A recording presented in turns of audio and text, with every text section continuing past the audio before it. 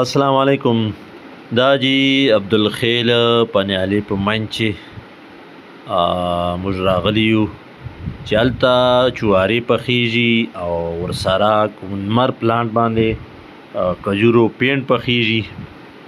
نو دا تاسو ته ښکاري دا د په نمر ذریعې سره کوم د پلاسټک وال پلانټ لګېدلی باندې دا پخ کړي دي چې تاسو موږ رمضان چې خورو او دغسې زمي چې ډېرې زیات چلیږي.